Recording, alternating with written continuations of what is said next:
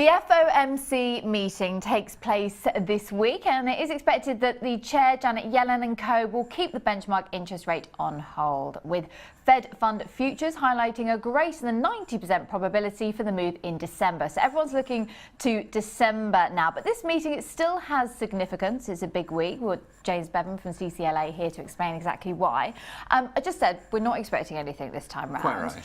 But we're expecting the tone to be set for December, right? Absolutely. The market is absolutely expecting there to be a hike in December. It's as strong a probability as one gets in central banking circles. But of course, the real focus of the market is also who will be in charge of the Federal Reserve next February when Mrs. Yellen steps down.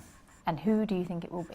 Well, we believe there are really now only three candidates in the offering. There is Jerome Powell, who is an incumbent at the Federal Reserve and is widely seen as a so-called dove, in other words, one who likes relatively easy monetary policy. The other end of the scale, there is Professor Taylor. Now, he is a Stanford economist, and it is known that he would like much higher interest rates, a much tougher mechanistic policy.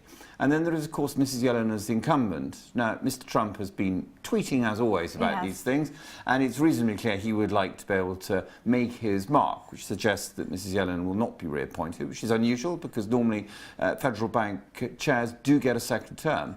That suggests, from the market's point of view, the odds-on favourite is Jerome Powell, at least from the sense of consistency. OK, and what does that mean?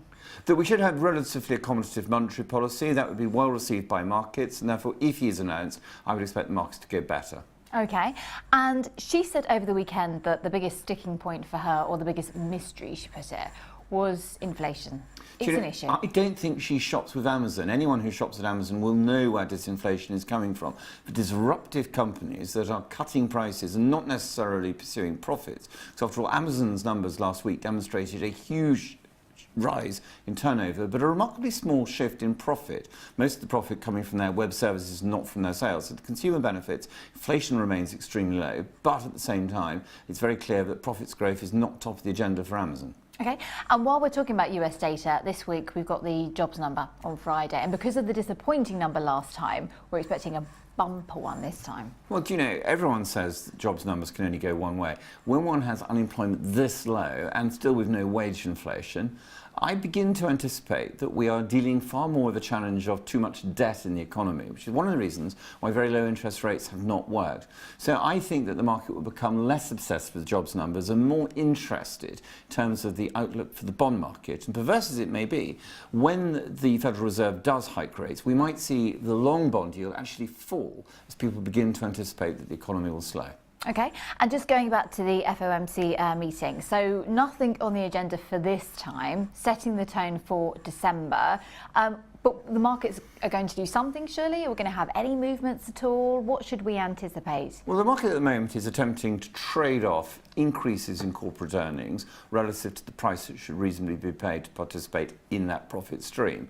And we've had quite a lot of the third quarter numbers now out. Which were brilliant. They've been good. They've not been as good as some people had expected. So people are beginning to say, do I really want to pay 18 times forward earnings to participate in the story? And therefore, the valuation challenge is becoming more acute. That said, I do think that if monetary policy remains easy, we have far more risk of a so-called melt up, where valuations shift up to, say, 20 times without any significant move up in corporate earnings, at which point we have a genuine bubble, and then we're ripe for a material correction. OK, and we've got Facebook this week as well. Yes, we do. Isn't that an interesting conundrum? How does Facebook really make lots of money over the long run? And it was very clear last week that we were beginning to see a bifurcation between Microsoft and Alphabet making enormous amounts of money, and Twitter announcing that it hadn't yet made a profit, but it was hopeful that the next set of quarterly results would produce the first profit ever. And they're also speaking this week about meddling in the Russian situation with the election in 2016, those companies. So that's something to watch too. Yes, and one does anticipate Mr. Trump is not that friendly to Silicon Valley. And one of the big risks for the market is at some point he goes for a so-called antitrust move, which is where he says, look, guys, you're not running this sensibly. You're running this to try and kill other businesses. We don't like it. We're going to constrain and regulate. That would be bad news. OK. All right. Thank you very much indeed. Thank We'll you leave it very there. much. That's James Bevan there from CCLA talking to us today about who will be the next head of the Fed.